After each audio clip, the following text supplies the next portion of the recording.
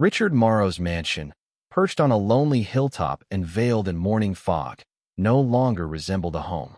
Once a marvel of steel and glass, praised in architecture journals and envied by those who couldn't afford its angles, it now stood like a mausoleum. Cold, beautiful, dead.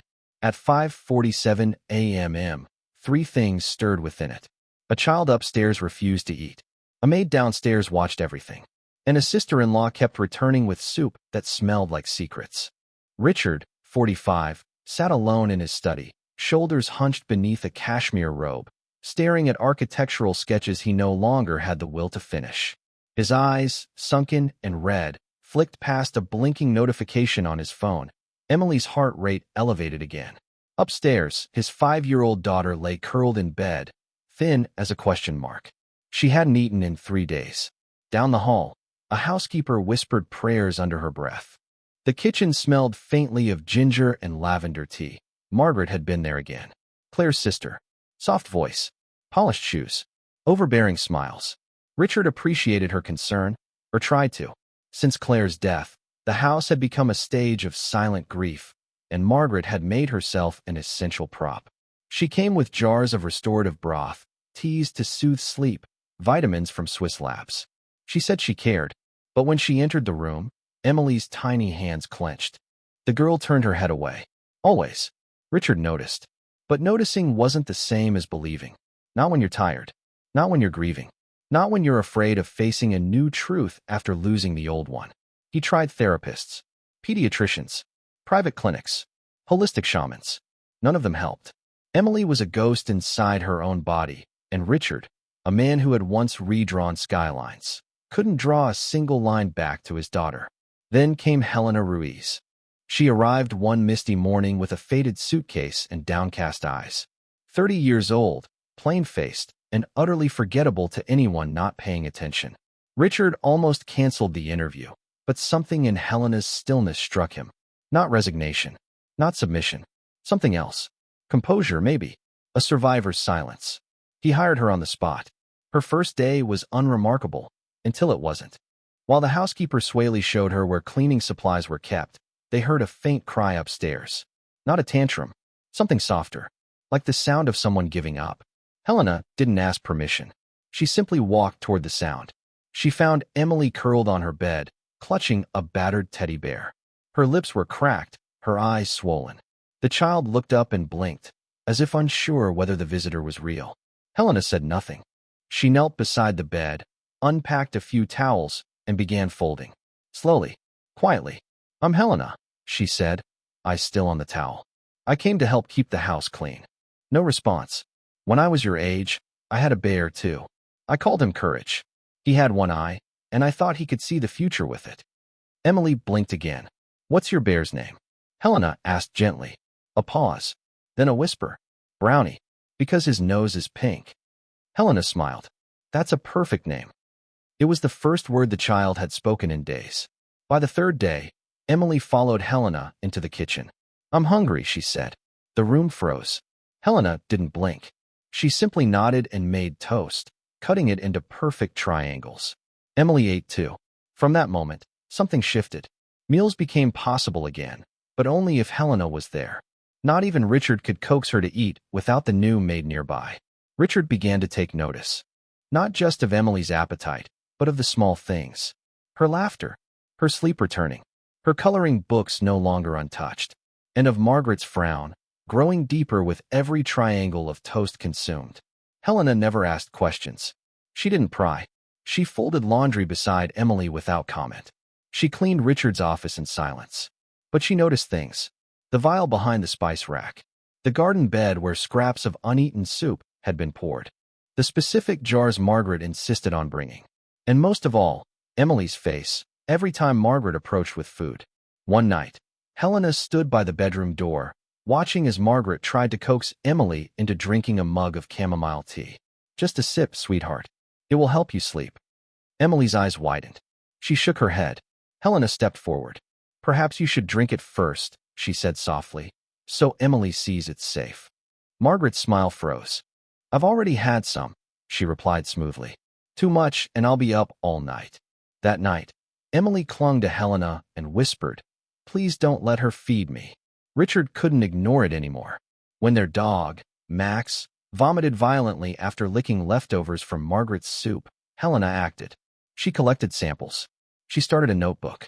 Dates, symptoms, ingredients, Margaret's visits, Emily's reactions.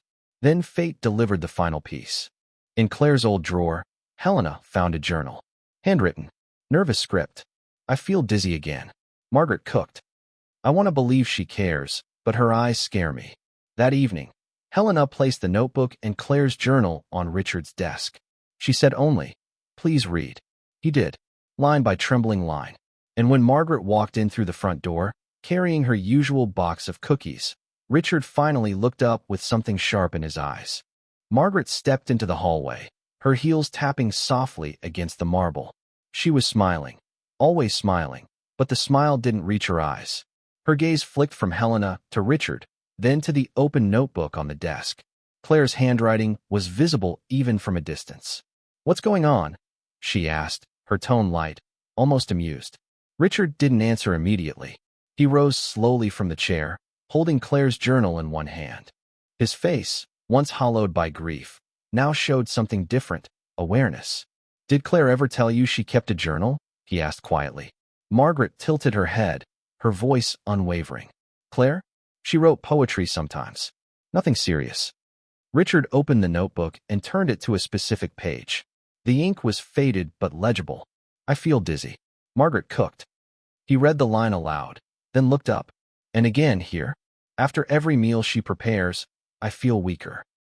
A pause stretched between them. Margaret's smile tightened, but her voice stayed calm. "Richard, she was grieving. She wasn't well.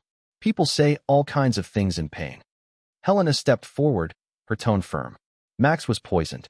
We found traces of stimulants in his blood, the same symptoms Emily's had for weeks. Only after Margaret's visits. I've documented everything." Still, Margaret didn't flinch. "So now the maid is accusing me of poisoning a child?" Helena didn't reply. She opened her notebook and handed it to Richard. It was meticulous. Dates, times, what Emily ate, what she refused, how she reacted, what Margaret brought. And this, Helena added, was hidden behind the spice jars. She produced a small glass vial with a faded label. Richard took it, his hands trembling. He knew that kitchen. Nothing ever went out of place, not unless someone had something to hide. "You think I would hurt Emily?" Margaret's voice cracked, for the first time betraying a hint of real anger. "You think after everything I've done for this family?" Richard didn't answer. He didn't need to. His silence was heavier than accusation. Then, from behind them, came a small voice. "I don't want her here." Emily stood at the edge of the hallway, barefoot in her pajamas, brownie clutched tightly in one hand. Her voice was small but clear. "I want Helena." Margaret's face shifted. The warmth drained from her expression like color from a photograph. Her hands stiffened by her sides. Richard took a step forward, positioning himself protectively in front of Emily. "Margaret, I think you should leave." "No," she whispered. Then louder. "No, you don't get to push me out, Richard. After everything I've done. After all the years I've cared for you. For Claire, for this family." Richard's jaw clenched. "You cared for us by poisoning my daughter?" "It wasn't like that," Margaret hissed. Her eyes flashed. "You think I did this out of hate? I did this out of love." Helena moved to stand beside Emily, placing a hand on the child's shoulder. Emily leaned into her without hesitation. "You never saw me," Margaret continued, her voice rising. "Claire was always first. And after she died, I thought, finally, you'd look at me." Richard stared at her, stunned. "You're sick," he said. "You need help." Margaret's voice dropped to a whisper. "I loved you. I still do." Then she lunged. She didn't go for Richard. She didn't go for Helena. She went for Emily. A scream tore through the hallway as Margaret grabbed the child's arm. "If I can't have you, if I can't have this family, then I'll take what's left of Claire." Everything happened in seconds. Helena moved fast, faster than anyone expected. She yanked Margaret's wrist just as the vial slipped from her other hand. It shattered on the floor. A sharp scent filled the air. Alcohol. Chemicals. Margaret screamed and struck Helena across the face with a nearby vase. The sound of shattering glass filled the corridor. Helena collapsed, blood blooming from her forehead. Emily sobbed, trapped between them. Then the sirens came. The front door burst open. Police officers, summoned earlier by Helena's silent emergency alert, surged into the house. Margaret backed into a corner, wild-eyed, panting, whispering Claire's name like a prayer. They cuffed her as she fought and wept and screamed. Richard scooped Emily into his arms. She clung to him, shaking, swayly, pale and trembling, knelt beside Helena and tried to stop the bleeding. "Stay with us," Richard pleaded. "Please, Helena, stay." The paramedics arrived moments later. As they lifted Helena onto the stretcher, she managed a faint smile. "She's safe," she whispered. "That's all that matters." Then everything faded to black. The waiting room was cold, white, too bright. Richard sat with Emily sleeping in his lap.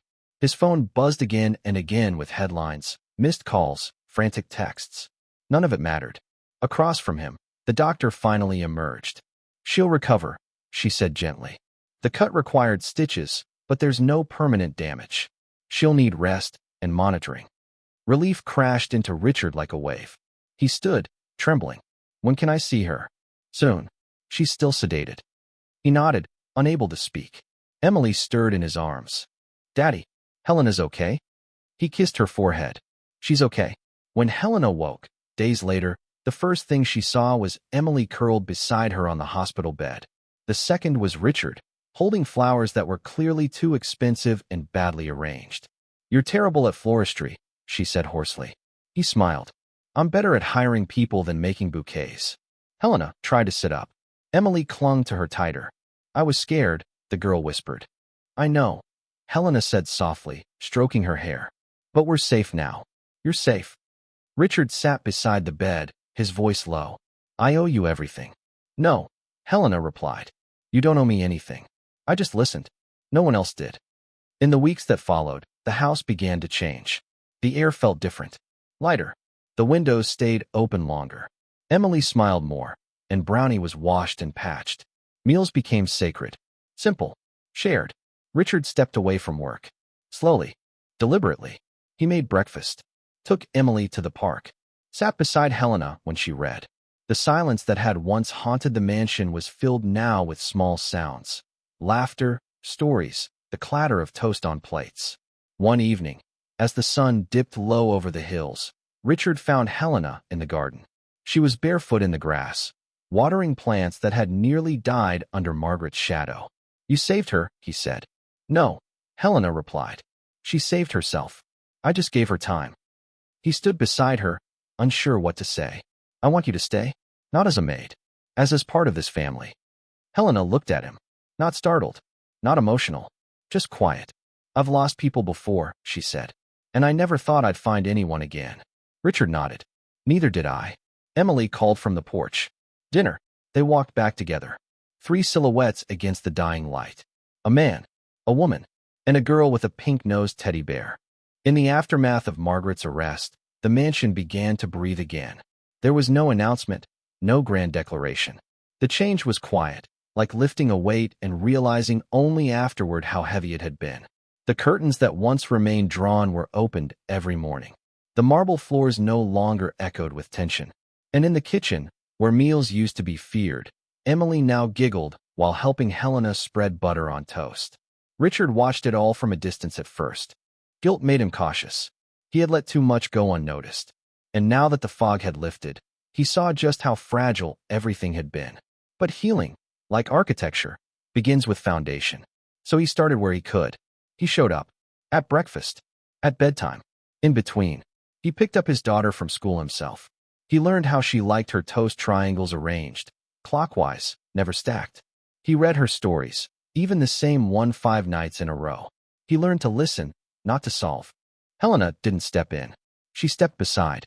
In the evenings, they sometimes sat together on the back patio, watching Max chase butterflies or Emily build forts out of garden chairs. "She's different," Richard said once, quietly. "No," Helena replied. "She's just no longer afraid." Then came the whispers. They started outside the mansion, at the school gates, in the shops Richard rarely visited, but where his name carried weight. The headlines, once fascinated by his architectural feats, now latched on as something juicier. Millionaire's maid saves child and steals heart. What really happened to Claire Morrow? The woman who replaced a wife. Helena Ruiz's mysterious rise. Some were sympathetic, others cruel. Anonymous blogs dredged up Helena's past, not criminal, but poor. Articles speculated on her motives. Social media lit up with people who knew nothing but typed like they'd seen everything. Helena stayed quiet. She always had. But Richard burned. One morning, while dropping Emily off, he heard it clearly. Two mothers at the gate, whispering just loud enough to be heard. The maid lives there now, you know. She's clever, I'll give her that. Crawled into bed and into the will, I bet. Richard walked right past them without a word, but his jaw stayed clenched for hours. He wanted to protect Helena, but more than that, he wanted her to be respected. She had saved his daughter, his home, himself. So one evening, after Emily was asleep and the press had moved on to a celebrity scandal, Richard poured 2 glasses of wine and sat with Helena in the study.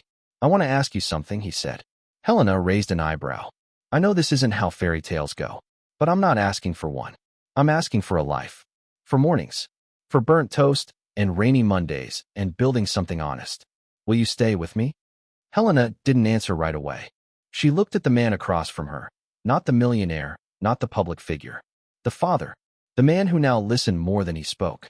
Then she smiled. A small, private smile. I already have. Their wedding was simple. No media. No luxury venue. Just the back garden, a few friends, and the child who brought them together.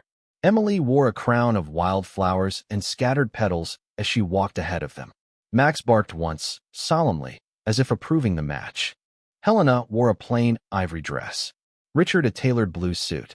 There were no speeches, no photographers. Only vows whispered under the blooming wisteria. You brought us back to life, Richard said. Helena's hand trembled as she took his. And you gave us a place to belong. They kissed as the sun dipped behind the hills, and the mansion, once cold and echoing, felt, for the first time, entirely alive.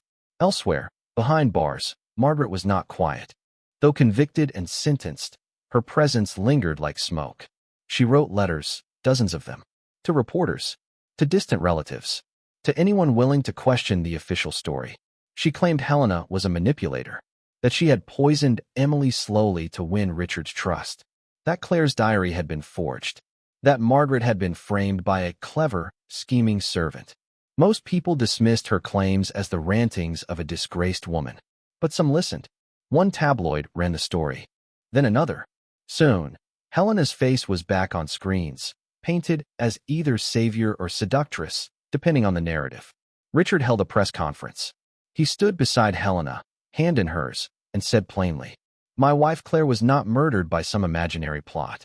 She died in an accident. What nearly killed my daughter was not food or poison. It was neglect, denial, and grief. And Helena saved her. If anyone wants to challenge that, they can speak to me directly. The press fell silent. But the damage lingered. Helena began receiving messages. Anonymous. Vicious. Some accusing her. Others pitying her. You'll always be the maid. She'll never replace Claire. She just wanted a rich man. Classic. She deleted most of them without reading. But Richard saw the way she flinched when the phone buzzed. The way she hesitated outside the school gates. The way she kept her head down when once she held it high. He knew what shame looked like. And he knew she didn't deserve it. One night, he sat beside her in the dark, Emily asleep upstairs. You don't have to carry this, he said. I'm not ashamed of what I did, Helena answered. But sometimes I feel like the world wants me to be. Richard nodded. He understood. More than she realized. Let them talk, he said. We're still here. She looked at him. For how long? For as long as it takes. Months passed. The media found new scandals. New targets. The noise faded. But Richard didn't forget. So when Emily's next school term began, he walked in with Helena beside him, hand in hand. He introduced her to the staff. Not as a maid. Not as a helper. This is Helena Morrow. My wife. Emily's mother. Some smiled. Some blinked. Some judged silently. Helena didn't flinch. Emily beamed. Afterward, as they walked home, Helena said, You didn't have to do that. I wanted to, Richard replied. And Emily needed it. Helena paused. So did I. The mansion changed again. Subtly. Softly. A photograph of Claire remained on the hallway wall, untouched. But next to it, a new one appeared. The three of them, taken by Swaley, laughing over burnt pancakes. A mess of sunlight and syrup and imperfect joy. Richard didn't try to erase the past. He simply made room for the present. Emily grew stronger, taller. Her appetite returned. Her nightmares faded. Her laugh came easier. Her trust deeper. And one night, as Richard tucked her into bed, she asked, "Do you think Mommy would have liked Helena?" He blinked. The question pierced deeper than he expected. "I think," he said slowly, "your mom would have loved that someone cared for you so much." Emily nodded, thoughtful. "She's not my real mom," she added, "but she's my everyday mom." Richard kissed her forehead, heart tight. "That's the most important kind." Outside, the moon rose over the Morrow estate. The garden lights glowed. The shadows no longer loomed. And somewhere in the corner of the house, Helena stood in the doorway, watching the child she had once met as a stranger, now sleeping peacefully, unafraid. She closed the door softly, and in the quiet, a family, unexpected, imperfect, and real, kept breathing together, one ordinary evening at a time. By spring, the Morrow estate had transformed. The hedges were trimmed with more care. The garden beds, once left to wilt, now bloomed with color. The fountain at the center of the drive, long silent, now bubbled again. But the biggest change was invisible, felt only by those who knew the weight of grief and the rare grace of recovery. Helena walked through the halls not as a guest, not as staff, but as someone rooted. She never sought authority, but Emily listened to her, leaned on her, trusted her. And Richard? He looked at her now not with wonder, but with certainty. They were no longer trying to become a family. They were one. But peace, as Richard knew from architecture, is not permanent. It's something you maintain, something you defend. The court trial came in early May. Margaret, appearing thinner but still sharp-eyed, pleaded guilty to attempted harm of a minor. Her confession, caught on Swaley's kitchen tablet and Helena's phone recorder, left little room for leniency. She received 6 years. The courtroom was quiet as the sentence was read. Helena didn't attend. Emily wasn't allowed. Richard sat in the gallery alone, watching a woman he had once trusted stare blankly at the floor. As she was led away, Margaret looked back only once. Her expression was unreadable. Not remorseful, not hateful, just hollow. It was over, at least on paper. But when Richard returned home that night, Emily clung to him. "Is she gone?" she whispered. He knelt beside her. "She can't hurt you anymore." And then, softly, "She's gone." Helena watched from the hallway, her heart tight. Emily had spoken the words, but the fear hadn't fully left her eyes. Not yet. That summer, they stopped watching the news. Helena focused on Emily's health.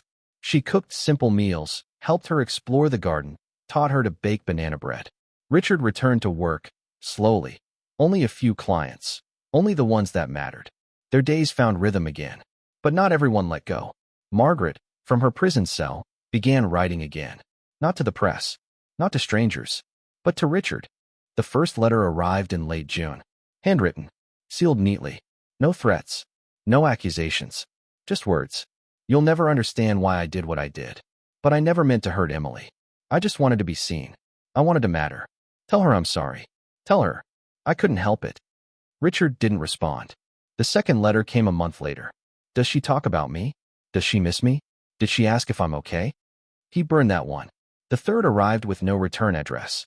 It simply read, "One day, she'll wonder why I disappeared. Will you tell her the truth?"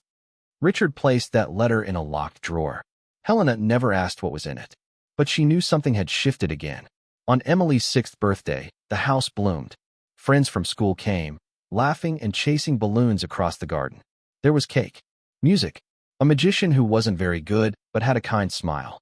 Helena made sandwiches in the shape of stars. Swaley hung paper lanterns in the trees. Richard stood near the back hedge, watching his daughter dance. It had been a long time since her laughter didn't make him ache.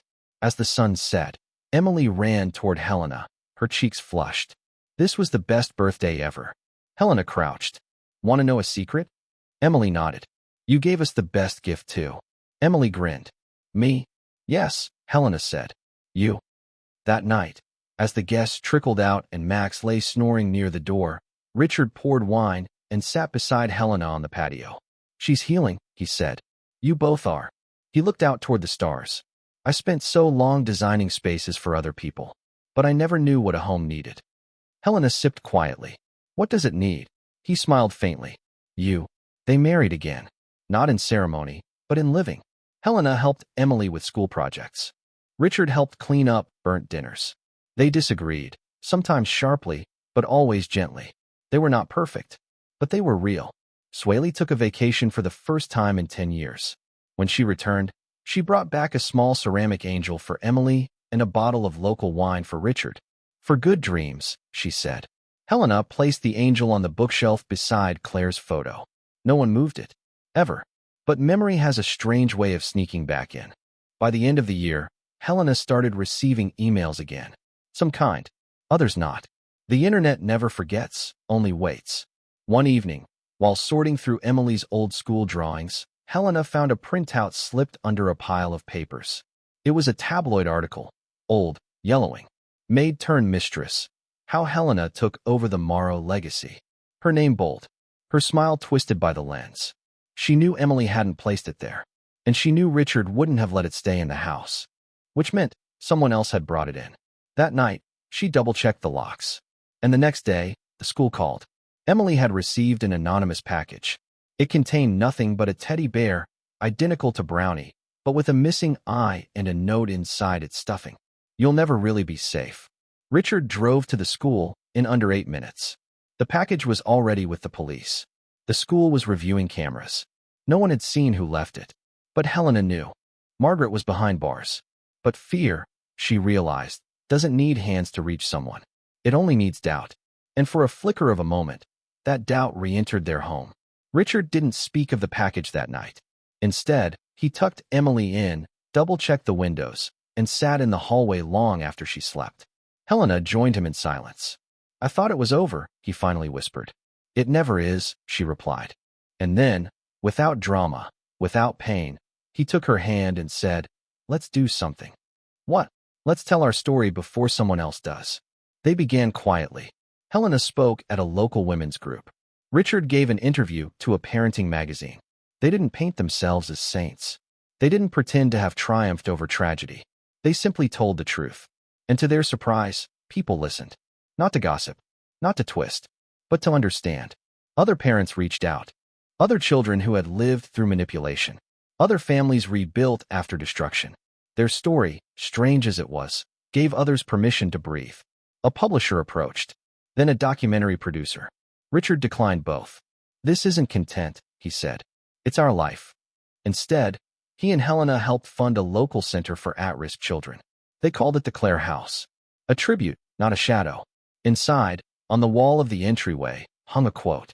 Safety isn't luxury. It's love without fear. Helena didn't want her name on the door, so Richard had the plaque inscribed with one word. Brownie. Years passed. Not quickly, not slowly, just as they do for people who no longer count them by headlines or tragedies. The Morrow House, once shadowed by grief and fear, matured into a home of soft edges. The garden grew wilder, Helena's choice. The windows stayed open longer, even in autumn. And laughter, no longer a fragile guest, made itself permanent. Emily grew. She became sharp, observant, and remarkably good at pretending not to know when adults were worried.